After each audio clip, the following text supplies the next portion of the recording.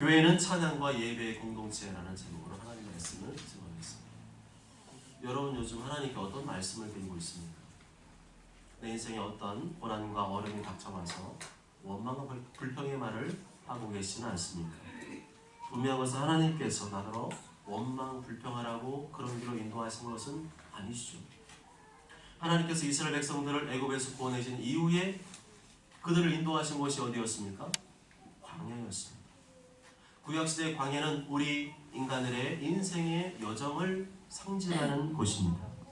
예수님 믿고 구원받은 백성들에게 펼쳐질 인생길은 광야라는 것이죠.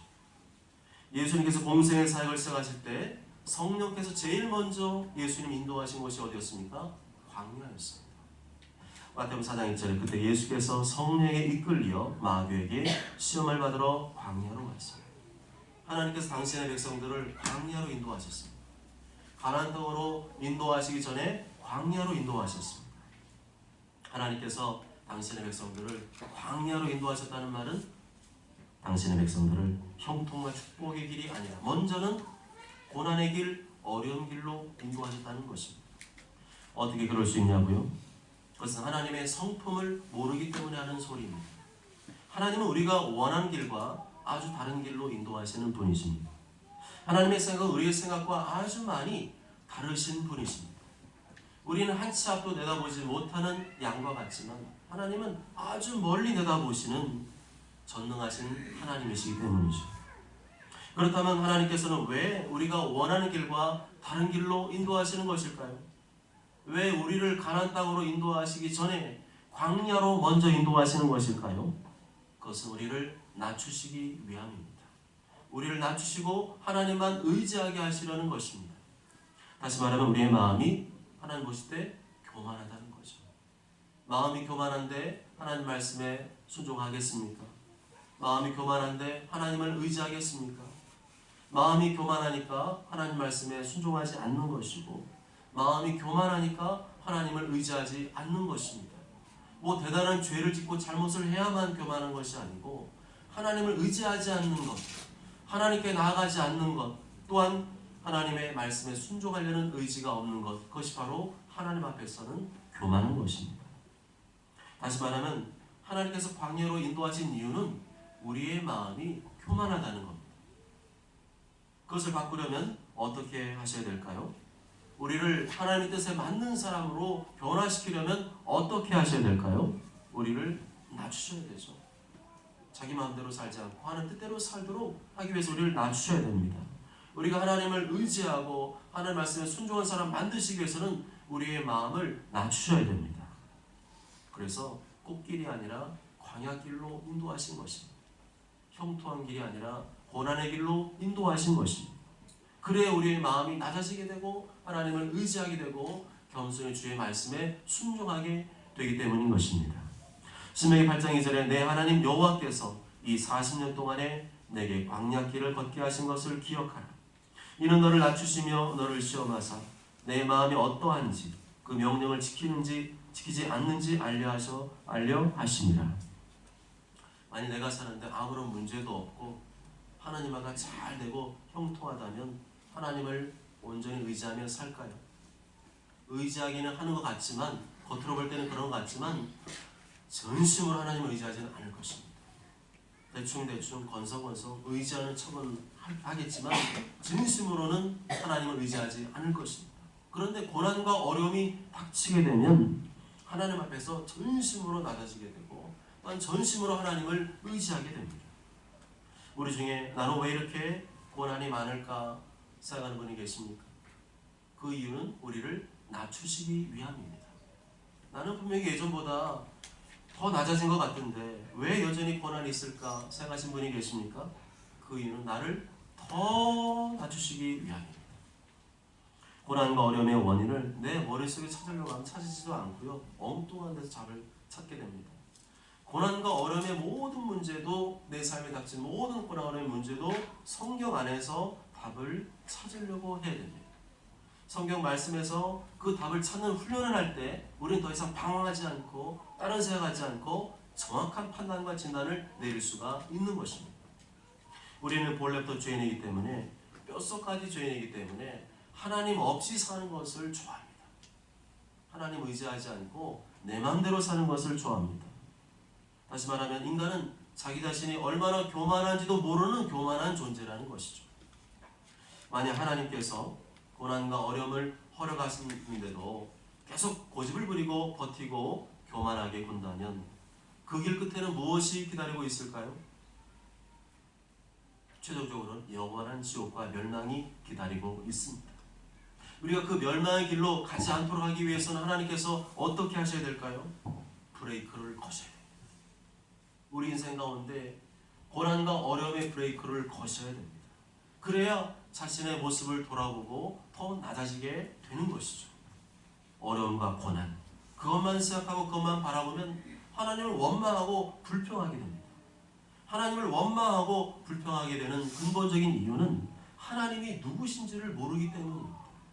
성경이 말하는 하나님이 누구신지를 모르기 때문이죠. 하나님은 괴팍한 분이 아닙니다. 하나님 폭군이 아닙니다. 하나님 아무 생각 없이 아무 계획도 없이 즉흥적으로 무대포로 인도하는 분이 아니십니다. 이랬다 저랬다는 분이 아니십니다. 하나님은 분명한 목표와 방향을 가지고 인도하시는 분이십니다. 하나님은 선하시고 의로우시고 자비로우신 분입니다. 그 좋으신 하나님께서 우리에게 고난과 어려움을 허락하셨다면 그 어려움과 고난은 좋은 것일까요? 나쁜 것일까요?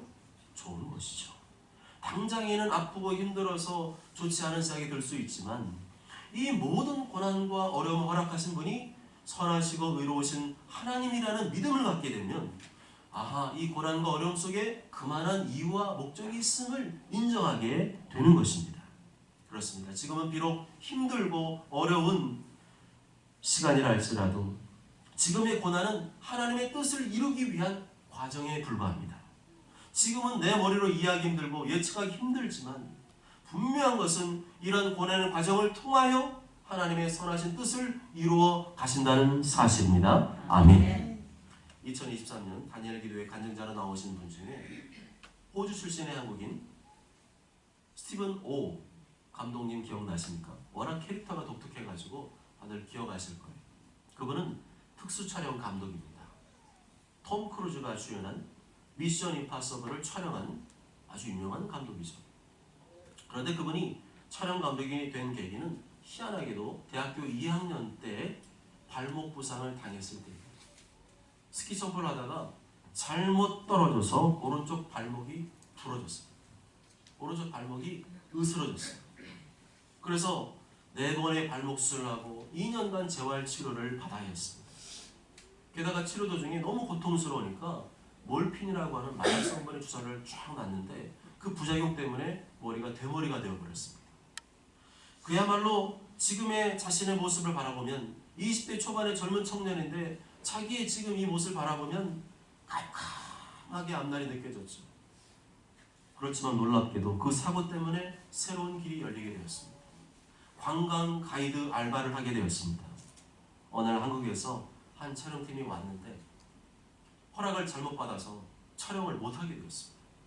그때 촬영 감독이 스티븐 오를 향해서 당신 영어도 잘하고 하니까 촬영을 한번 배워봐. 그리고 또한 나중에 한국에서 사진 작가가 왔는데 사진 작가가 스티븐 오 사진 한번 배워보지 않을래요? 그렇게 사진을 배우게 되었습니다. 문제는 한국말을 잘 몰라서 만나는 사람마다 반말을 했어요. 대머리에다가 반말하니까 저 사람 나이가 많은 줄 알고 일거리를 그냥 주었대요. 너무도 신기한 일이죠. 만약에 젊은 청년이었으면 일거리를 안 주는데 대머리에다가 나이가 많이 들어 보여서 일거리를 주었답니다. 우리나라의 그 장유유서 있잖아요. 어른을 존귀 여기는 그런 문화 때문에 한국 감독들이 와가지고 그렇게 대우를 해준 거죠.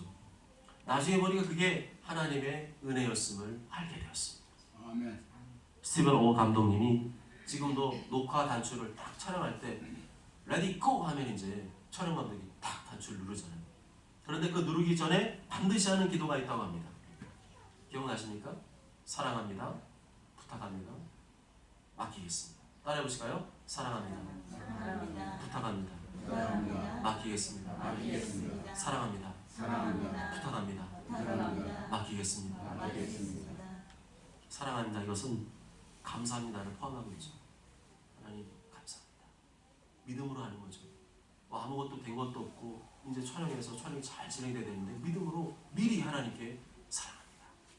하나님 감사합니다. 고백을 하고 그 다음 부탁합니다. 저는 하나님 없이는 불가능합니다. 하나님 없이는 아무 소용 없습니다. 하나님이 해주셔야 됩니다. 성공에도 하나님 없이는 말짱 헛것이라는 뜻이죠.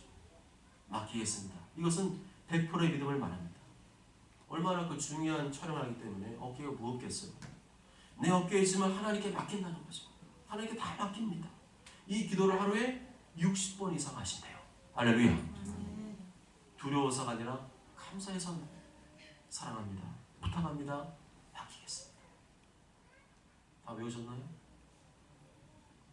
한번 그러면 누가 한번 해보실까요?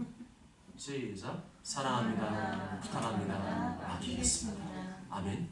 짧은 기도지만 거기에 진심을 담아서 기도를 드리면 하나님이 들으신 줄 믿습니다. 내가 지금 이해가 안 돼도 하나님은 언제나 선하신 분인 줄 믿습니다. 하나님은 언제나 의로우신 분인 줄 믿습니다. 그렇다면 나에게 닥친 모든 고난의 과정을 믿음과 감사로 잘 통과하면 장차 15로 감독님처럼 아름답고 풍성한 열매가 기다리고 있는 줄 믿습니다. 그래서 우리는 언제나 하나님을 믿어야 됩니다. 하나님 언제나 선하시다. 하나님 언제나 의로우시다. 하나님은 참 좋으신 분이다. 그것을 믿어야 됩니다.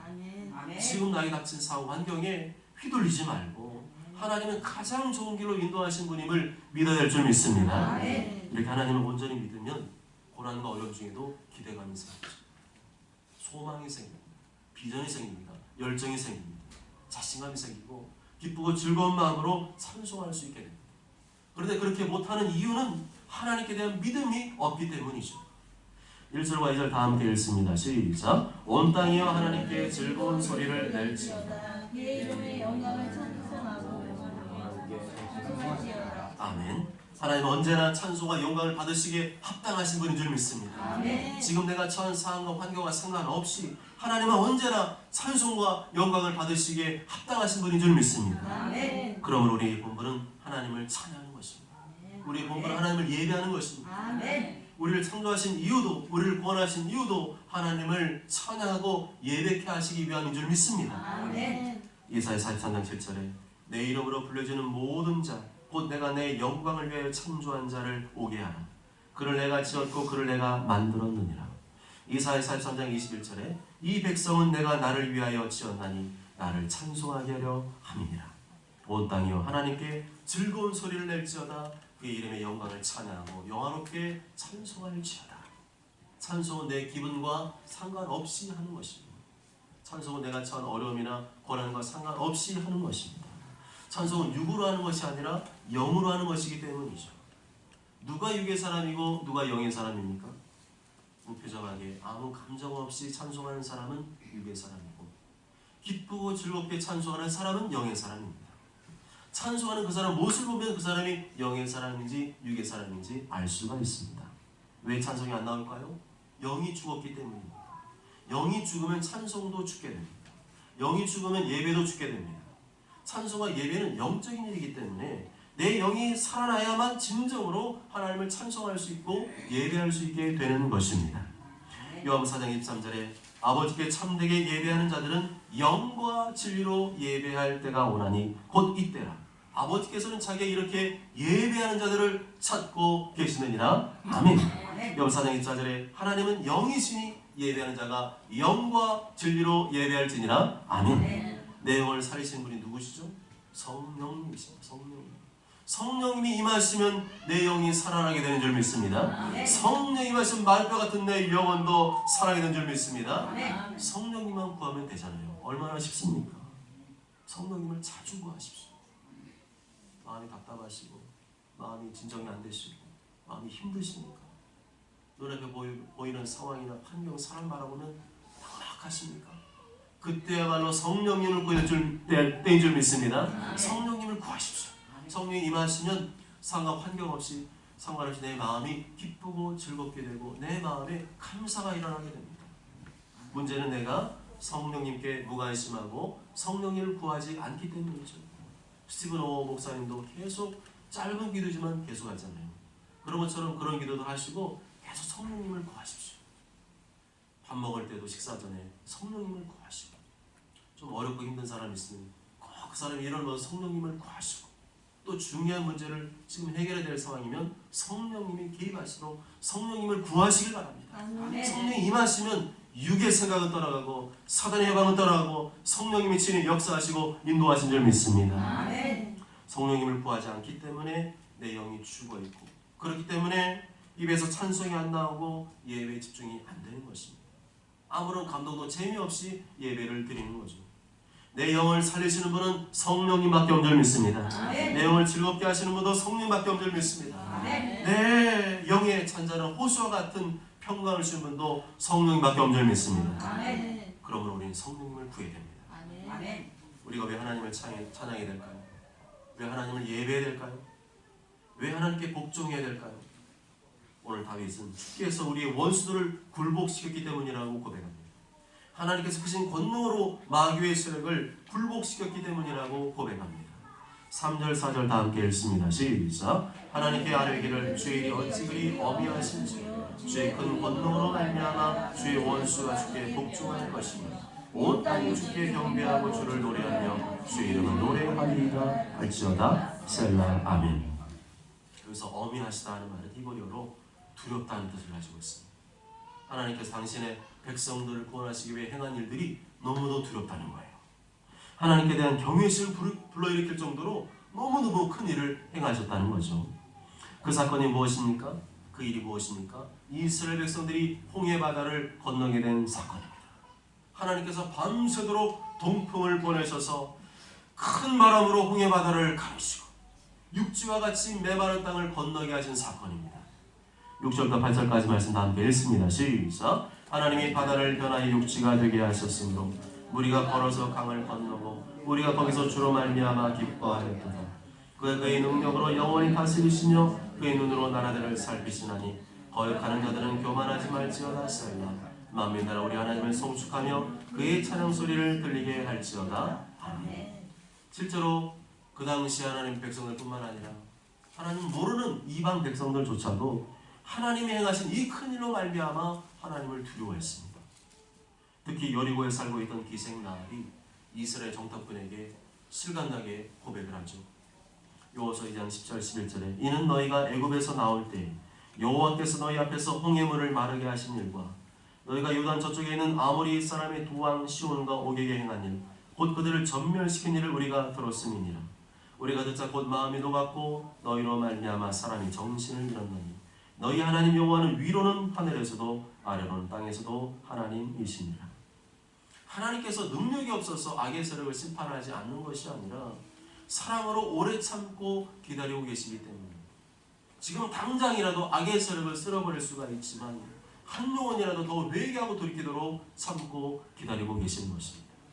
하나님께서 지금 당장 악의 세력을 심판하지 않는다 할지라도 악의 세력이 창궐함으로 우리의 마음이 괴롭다 할지라도 우리는 그 하나님의 크신 능력을 알기 때문에 여전히 하나님을 찬양해야 되는 줄 믿습니다. 아멘. 우리는 그 하나님의 능력을 믿기 때문에 하나님을 송축하며 큰 소리로 찬양해야 되는 줄 믿습니다. 아멘. 9절 말씀해 보면 하나님께서 우리에게 고난을 허락하신 이유가 뭐라고 되어 있습니까?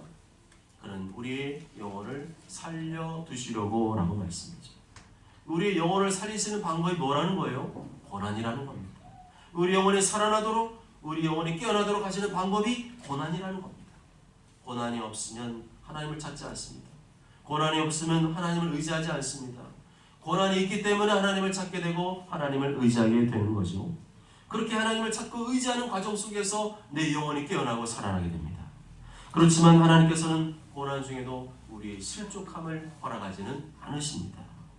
고린도서 10장 13절에 사람이 감당할 시험 밖에는 너희가 당한 것이 없나니 오직 하나님 미쁘사 너희가 감당하지 못할 시험 당함을 허락하지 아니하시고 시험 당할 즈음에 또한 피할 길을 내사 너희로 능히 감당하게 하시느니라. 아멘. 여러분이 지금 겪고 있는 시험과 고난이 힘겹게 느껴지십니까?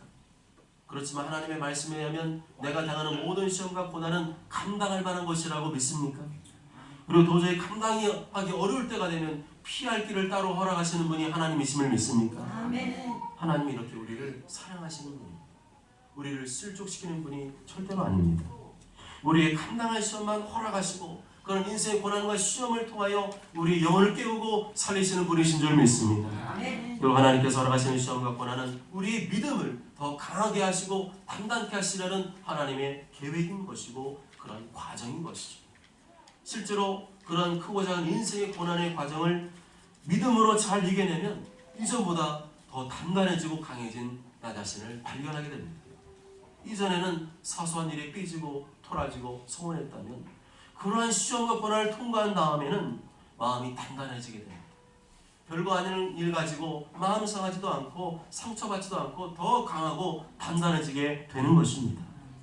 10절에 12절 함께 읽습니다. 시작. 하나님이여 주께서 우리를 시험하시되 우리를 단련하시기를 은을 단련함 같이 하셨으며 우리를 끌어 그물에 걸리게 하시며 어려운 짐을 우리의 허리에 메어 주셨으며 사람들이 우리 머리를 타고 가게 하셨나이다. 우리가 불가불을 통과하였더니 주께서 우리를 끌어내사 풍부한 곳에 들이셨나이다. 아멘. 그럼에도 불구하고 원치 않는 인생의 시험과 고난은 힘든 것이 사실입니다. 그렇지만 이 세상에서 힘들지 않은 시험과 고난은 없습니다. 힘들지 않다면 그것은 이미 시험과 고난이라고 할 수 없겠죠. 그렇지만 시험과 고난 중에도 12절 하반절 말씀대로 묵묵히 하나님 뜻을 따라서 자기 자신을 낮추고 하나님을 전심으로 의지하여 나아가면 물과 불도 통과하게 되는 줄 믿습니다. 주께서 우리를 이끌어내서 풍부한 곳에 이르게 하시는 줄 믿습니다. 결국 우리가 겪고 있는 모든 시험과 고난의 종착역은 어디라는 거죠? 풍부한 곳이라는 겁니다. 풍성한 곳이라는 것입니다. 히브리어는 모든 것이 차고 넘치는 풍부한 곳, 충만한 곳이라는 것입니다. 아멘. 13절부터는 찬양시에서 감사시로 분위기가 바뀌게 됩니다. 다윗이 주의 집에 들어가 성전에 들어가 희생 제물을 드리며 나의 소원을 주께 갚겠다고 고백합니다. 이 소원 언제 한 것일까요? 기분 좋을 때가 아니고 인생의 고난과 환난 중에 소원한 것입니다. 14절 15절 다 함께 읽습니다. 시작. 이는 내 입술이 낸 것이요 내 환난 때에 내 입이 말하는 것입니다. 내가 순양의 향기와 함께 살진 것으로 주께 번제를 드리며 추수와 염소를 드리리이다. 셀라. 소원은 아무 때나 하질 않죠. 맨정신으로는 하지 않습니다. 도저히 감당하기 어려운 인생의 어려움과 고난을 만났습니다. 그것을 극복하기 위해 자연스럽게 그 입에서 소원이 터져나오게 되는 것입니다. 하나님, 이번 한 번만 주님께서 도와주시면 제가 주를 위해 이렇게 헌신하겠습니다. 내 환난 때 내 입이 말하는 것입니다. 큰 고난과 환난을 만났기 때문에 하나님께서 이번 일만 해결해 주시면 하나님께 이러이러한 헌신을 하겠다고 하는 소원을 스스로 하게 된다는 거죠. 내가 순양의 향기와 함께 살진 것으로 주께 번제를 드리며 추수와 염소를 드리리이다. 결과는 어떻게 되었습니까? 다윗의 기도를 들어주셨습니다. 다윗의 소원을 들어주셨습니다. 다윗의 놀라운 일을 행하셨습니다. 하나님이 나의 영혼을 위하여 행하신 일을 내가 선포하리로다. 그러나 하나님이 실로 들으셨으며 내 기도 소리에 귀를 기울이셨도다. 그가 내 기도를 물리치지 아니하시고 그의 인자하심을 내게서 거두지도 아니하셨도다. 그래서 17절과 20절에 보면 하나님을 찬양하라고 선포하고 있습니다. 내가 나의 입으로 그에게 부르짖으며 나의 혀로 높이 찬송하였도다. 하나님을 찬송하리로다. 그가 내 기도를 물리치지 아니하시고 그의 인자하심을 내게서 거두지도 아니하셨도다. 하나님께서 고난 중에 드린 우리의 모든 기도를 듣고 계신 줄 믿습니다. 우리의 소원을 다 기억하고 계신 줄 믿습니다. 끝까지 포기하지 않고 믿음으로 기도하며 간구하며 나아가면 하나님의 때 반드시 들어주시고 응답하시는 줄 믿습니다. 그러나 그러기 위해서는 한 가지 주의할 점이 있다고 말씀합니다. 18절 함께 읽습니다. 시작. 내가 나의 마음에 죄악을 품었더라면 주께서 듣지 아니하시리라. 아멘. 여러분 마음에 죄악이 있습니까? 미움이 있습니까? 분노가 있습니까? 증오가 있습니까? 복수의 마음이 있습니까? 용서하지 못하는 마음이 있습니까? 악하고 더러운 마음이 있습니까? 그러면서도 하나님께서 나의 기도를 들어주시기를 원하십니까? 아니죠. 먼저 내 마음에 있는 죄악을 버려야 됩니다. 하나님께 나의 죄를 고백하고 죄 사함을 받아야 됩니다. 내 영혼을 정결하게 거룩하게 가꾸는 것이 먼저입니다. 악은 모양이라도 버려야 됩니다. 입술에서조차도 악한 말이나 표현은 나오지 말아야 됩니다. 그리할 때 하나님의 응답이 있게 되는 줄 믿습니다. 사랑하는 여러분, 인생의 어려움과 고난을 육의 눈으로만 바라보면 자꾸 낙심하게 되고 절망하게 됩니다. 실족하게 되고 원망 불평이 나오게 됩니다. 자꾸만 남 탓하고 환경 탓을 하게 됩니다. 육의 눈으로만 바라보기 때문이죠. 그렇지만 인생의 고난과 어려움을 영의 눈으로 바라보면 달라집니다. 영의 눈으로 바라보면 고난과 어려움도 좋은 것입니다. 내 마음이 낮아지게 되고 하나님만 의지하게 되고 주의 말씀에 더 순종하게 되고 헌신도 소원하게 되고 내 영혼이 살아나게 되고 하나님을 뜨겁게 찬양하게 되고 하나님의 때 응답을 받게 되는 것이죠. 다윗이 훌륭한 믿음이 될 수 있던 이유도 하나님 마음에 맞는 인물이 될 수 있던 이유도 그가 겪은 인생의 고난과 어려움 때문이었어요. 하나님께 다윗을 하나님의 사람으로 만들기 위해서 뜨거운 인생의 푸른불에 집어넣으신 것입니다. 다윗이 그러한 고난과 어려움을 통해서 낮아지고 겸손해지고 하나님만 의지하게 되었습니다. 언제나 믿음으로 감사하고 믿음으로 찬송하게 되었습니다. 그 과정에서 하나님 때가 되었을 때 다윗을 왕으로 세워주시고 그를 통하여 하나님 뜻을 이루어 가신 줄 믿습니다. 모쪼처럼 모두가 조급한 마음을 버리고 다윗과 같이 인생의 고난 뒤에 있을 하나님의 응답과 축복을 믿음의 눈으로 바라보심으로 말미암아 하나님을 더 의지하고 더 순종하고 더 찬양하는 믿음의 주인공들 되시길 주님의 이름으로 축복합니다. 아멘.